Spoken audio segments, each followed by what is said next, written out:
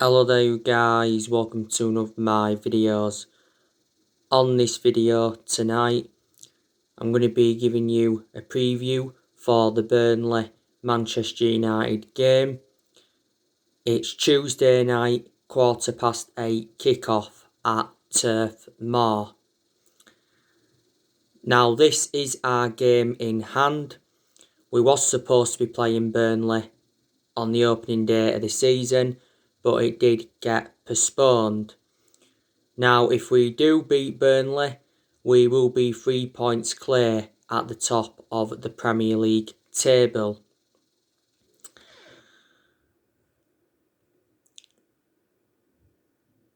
Now, we have got a good record at Turf Moor. The last time we lost at Turf Moor was back in 2009. It was a goal from Robbie Blake. I think a lot of Man United fans do remember that. We won at Turf Moor last season, 2-0, but we lost the game at Old Trafford 2-0, and that was Burnley's first win at Old Trafford in 58 years.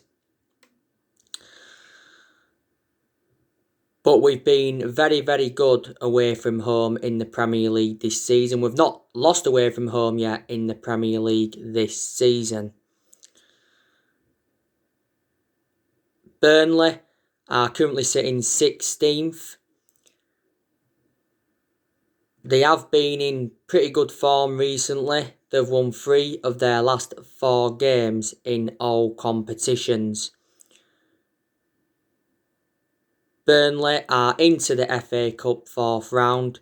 They did recently beat MK Dons on penalties. I think it was 4-3, but in 90 minutes it was 1-1. Burnley's current manager is Sean Dyche. Burnley have got some good players in their team now.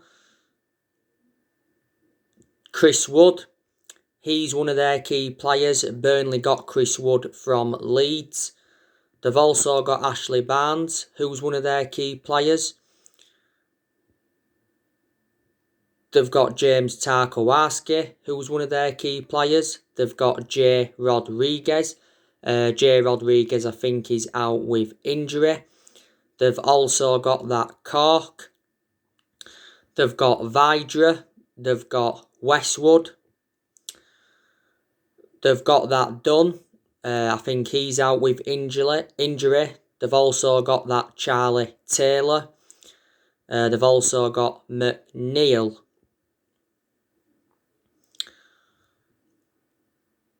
And they've also got that Me. Burnley brought a few players in last year. They obviously brought that Josh Brownhill in. They brought Will Norris in. They brought Dale Stevens in. I think they got him from Brighton. And he also brought that Anthony Mancini in.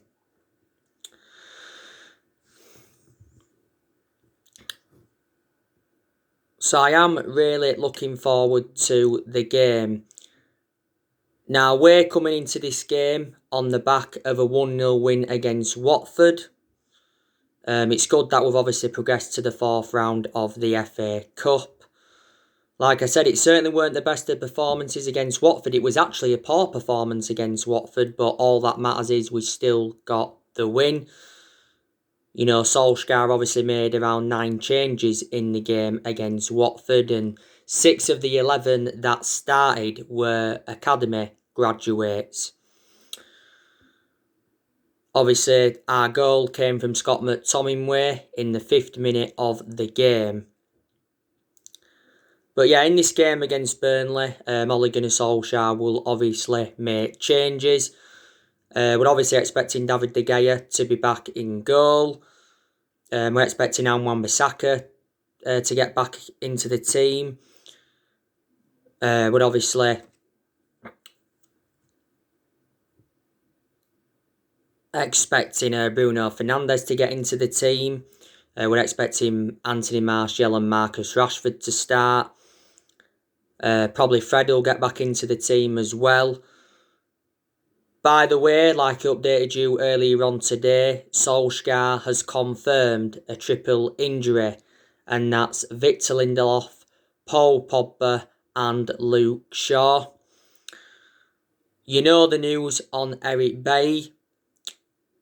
Eric Bailly has sustained a neck injury because obviously Dean Henderson collided with him.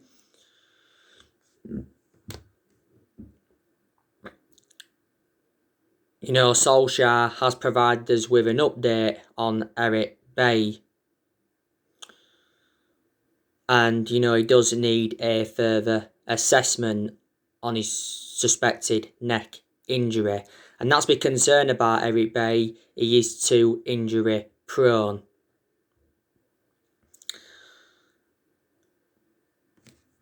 On my next video, I will be giving you my starting 11 prediction for this game against Burnley.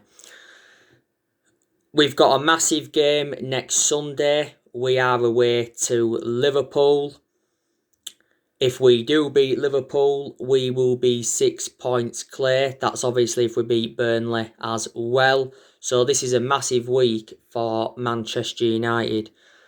Liverpool are winless in their last 3 league games. They did recently though beat Aston Villa by 4-1 in the FA Cup. Man United and Liverpool is the biggest game in English football. And Man United and Liverpool are the 2 most successful clubs historically. Liverpool though are unbeaten in 69 Premier League games at Anfield. The last time we won at Anfield was 2016 when Wayne Rooney had scored that late goal.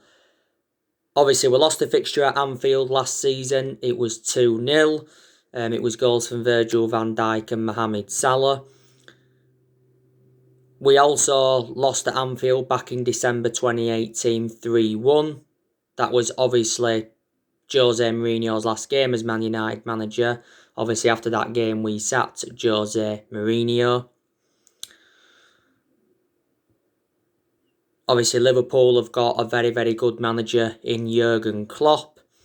Jurgen Klopp has been Liverpool manager now for over 5 years.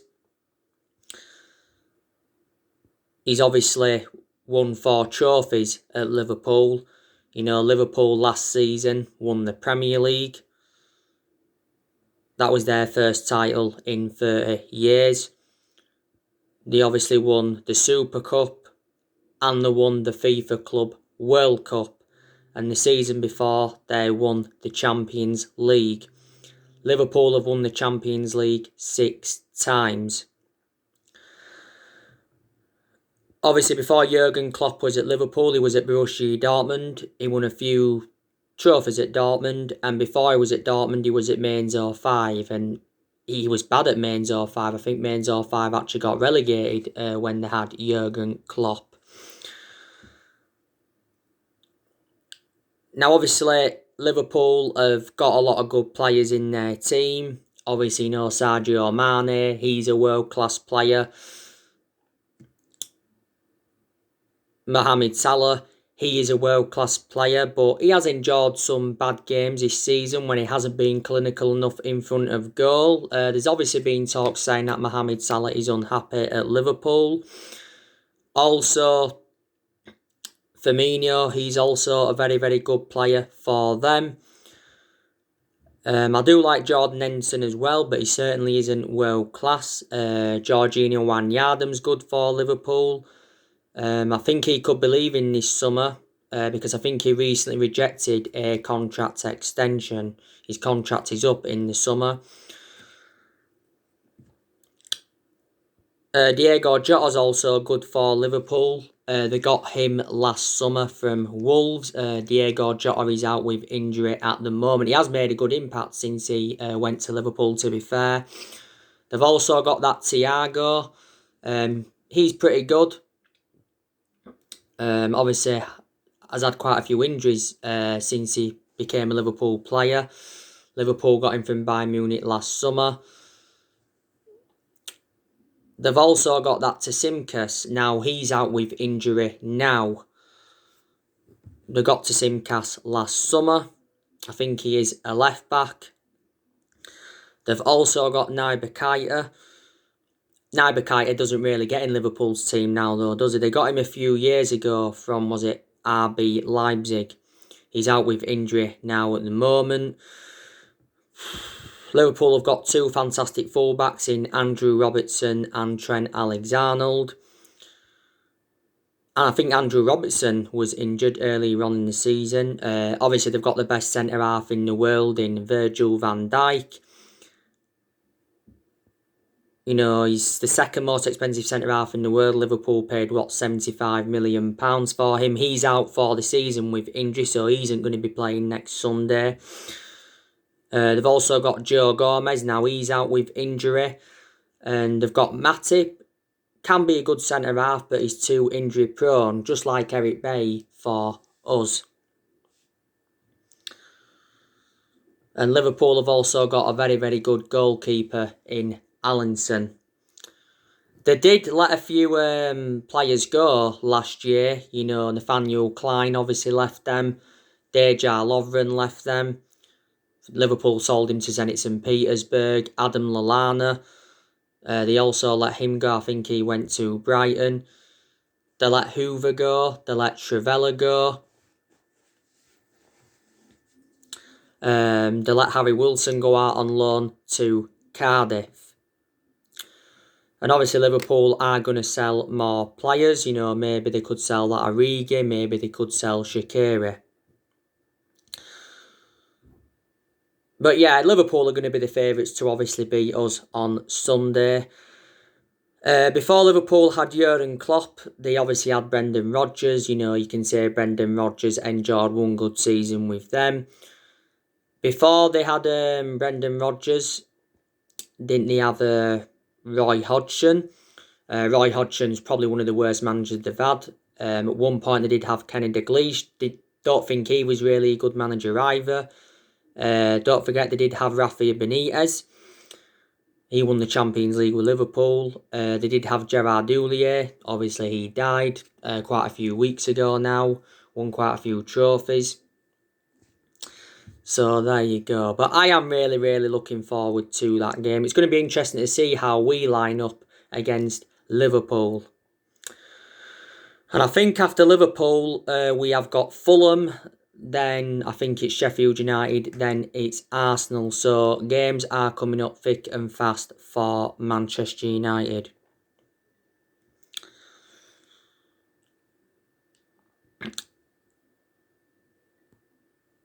Obviously, you know the latest on all of the transfer news. Earlier on today, I give you the news on Dayot Upamecano from RB Leipzig. Oliver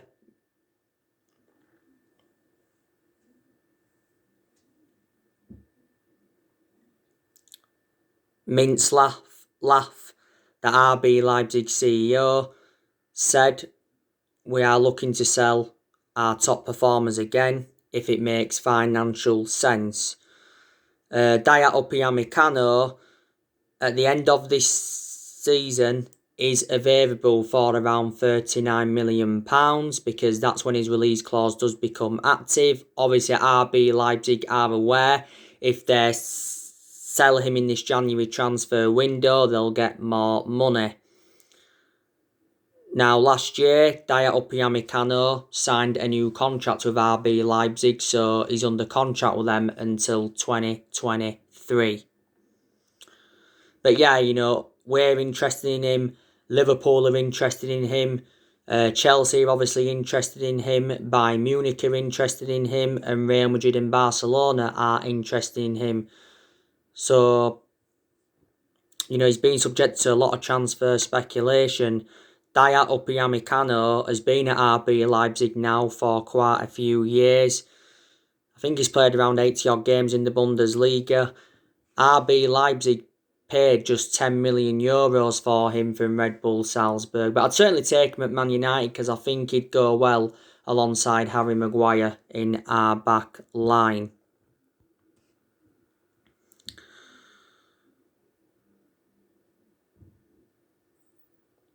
And I think Solskjaer, towards the end of last year, made a new centre-back his number one transfer priority. Now, this January transfer window is Ole Gunnar Solskjaer's 5th transfer window as Man United manager. And I think we're looking to make around 4 signings to complete our squad overhaul. And Ed Woodward has come out and promised that he will back Ole Gunnar Solskjaer in this January transfer window, and Woodward has come out several times to show his support for Ole, despite us having a poor start to the season and despite us getting knocked out of the Champions League. Like I've mentioned so many times before, our board have a soft stance on Solskjaer. Main explanation is because he is a club legend. Now, disregarding being a club legend, I think the board would be a lot more ruthless.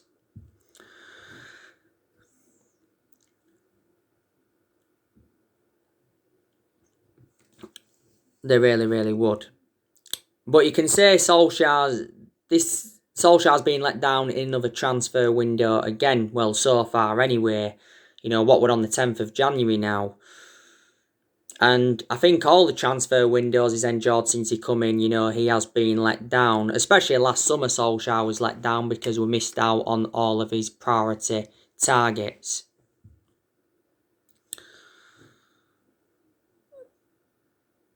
But, you know, we're not only going to focus on the incomings this year, we're also going to focus on the outgoings as well. You know, like I updated you recently, Solskjaer held talks with 6 players that he wants to get rid of in this January transfer window. I think the players we are looking to get rid of is Jesse Lingard. He's one.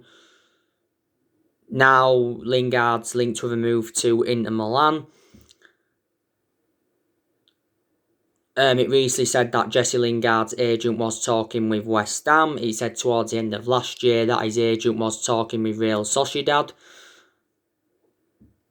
Also, Sheffield, Villa, Celtic and Rangers were all in for him towards the end of last year. Lingard has lost his place in the team. He did actually start though against Watford. Lingard has been part of the club for several years. Don't forget, when he was playing, there was a period where he didn't score 1 goal or provide 1 assist in the Premier League for over a year. So yeah, I think we need to offload him. I think we'll also offload Phil Jones. You know, Phil Jones has been very, very inconsistent since he came to Man United, and he's been with us since the Sir Alex Ferguson era, and this is now his 10th season at the football club. I think he's still out with injury at the moment. I think we're also going to offload Marcus Rojo, because Marcus Rojo's never really established himself as a first team regular.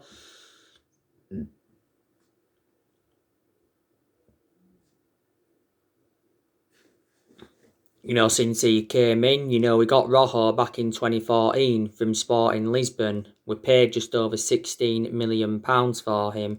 And don't forget, last season, we put him out on loan with Estudiantes. Romero, he'll go, because obviously he's our 3rd choice goalkeeper. Romero's endured over 5 years at Man United. We got him on a free from San Pandora back in 2015. But yeah, Solskjaer did actually say prior to the Watford game that Romero and Rojo are free to leave in this January window because the contracts won't be extended. Timothy Fosu-Mensah, you know the news on him. Solskjaer's confirmed that he's allowed to leave Man United in this January window. Timothy Fosu-Mensah joined our academy from Ajax in 2014. He's played around 30 times for the club. He's played just 3 games this season, and his only start came against Crystal Palace on the opening day of the season. Don't forget, he recently rejected a 3.5-year deal. And it actually said that Marcelo and Hertha Berlin are interested, and they're willing to pay a small fee. Don't forget, Fosu-Mensah had loan spells with Crystal Palace and Fulham. I think Odion Ighalo will leave the club. His loan expires at the end of this month. Odi Nagalo surprisingly didn't play against Watford. I don't actually know why, because Solskjaer said prior to the game that Odi Nagalo was going to be involved. The main explanation we brought Odi Nagalo in January of last year was to obviously get a cover up to Marcus Rashford. I think we could loan Daniel James out, because obviously Daniel James has lost his place in the team, and when he has been playing, he hasn't been so good. He weren't good in the vast majority of the game against Watford. He did alright in the first 5 or 10 minutes, and then all of a sudden he fizzled away. And I think Brandon Williams will go out on loan. I think it'd be very, very beneficial if we put Brandon Williams out on loan, because it'll gain him more experience. Brandon Williams is our third choice left back, following the arrival of Alex Telles. Williams seldom plays now. He played against Watford recently. That was his first start, I think, for Man United since a 3-0 win against Brighton in the Carabao Cup. Williams did play a lot of games last season, but that's only because Luke Shaw had a couple of periods out with injury. During the summer, Brandon Williams signed a 4-year contract with Man United, and at the start of this season, we give him that number 33 shirt.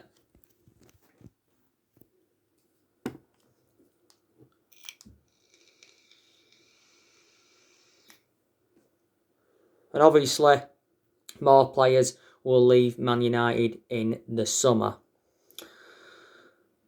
I've already said to you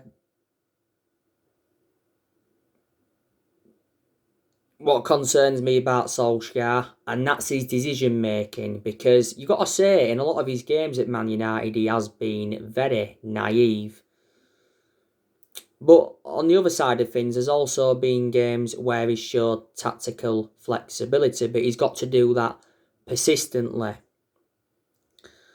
And Solskjaer hasn't got that proven pedigree as a manager. Well, before he came to Man United, where was he? He was at Molde. He won a few Norwegian titles at Molde, but they're not a big club. And before he was at Molde, he was at Cardiff. And his record at Cardiff was absolutely disastrous. He actually ended up getting Cardiff relegated. Now, like I've said to you, there's Man United fans that have different perceptions on Solskjaer. Some Man United fans think Ole is the right man, and some Man United fans don't think Ole is the right man.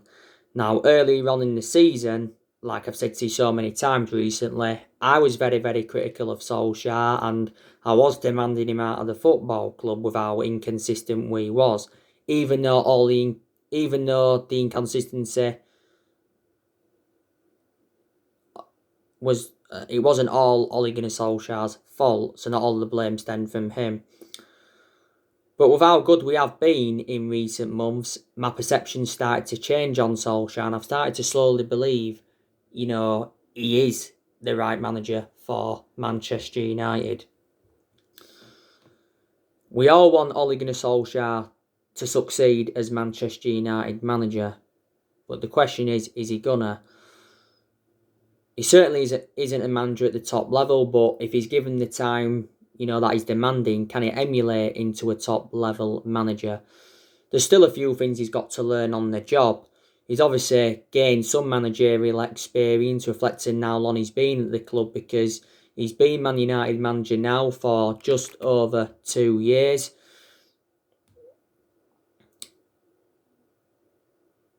This is his second full season at the football club. And he always said this season was going to be a big season for him.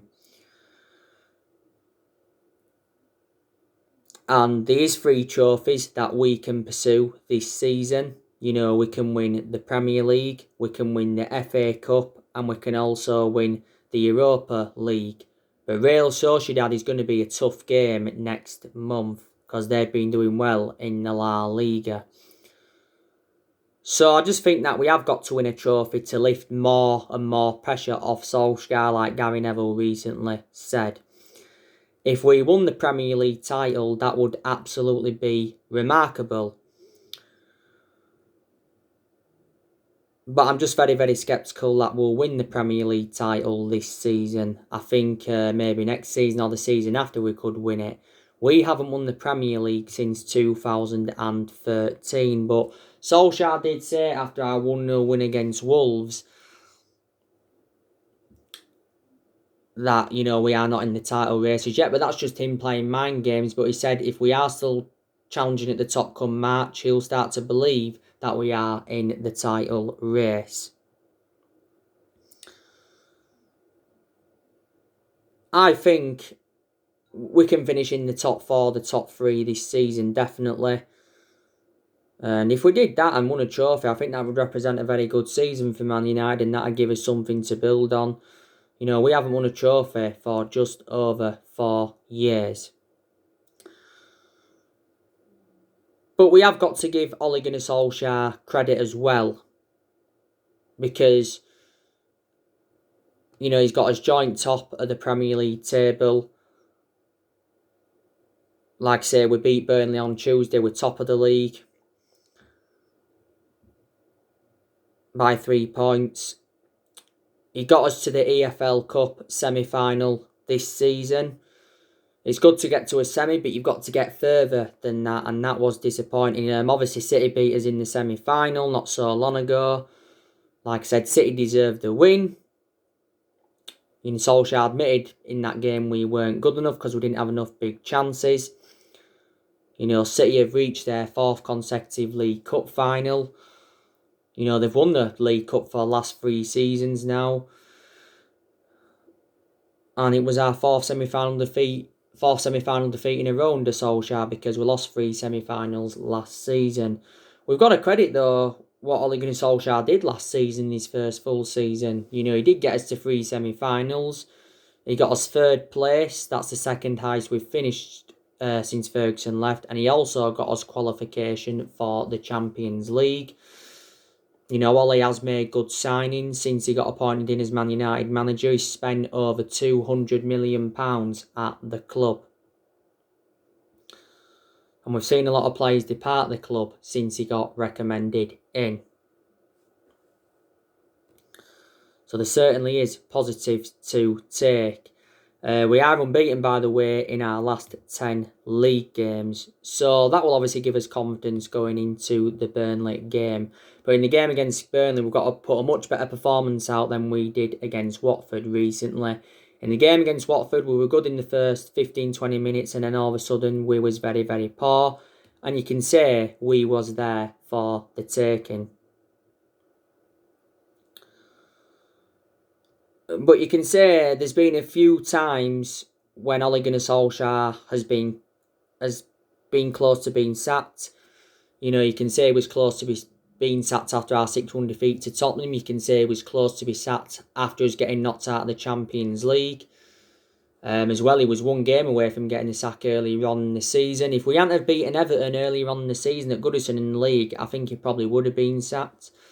And he was lucky not to be sacked at the first part of last season as well. Don't forget, Mauricio Pochettino was the favourite to replace Solskjaer. Obviously now he's out of the equation because Pochettino is at PSG. But we haven't really got the structure to keep sacking managers. Because we're not known as a sacking club. Even though we have sacked 3 managers since Sir Alex Ferguson, retired. We sacked Moyes, Van Gaal and Jose Mourinho, didn't we? So yeah. So anyway guys, that's everything to update you today. Drop your comments, likes below on the channel. If you do, consider subscribe as always, and take care. God bless, and I'll see you all again very, very soon.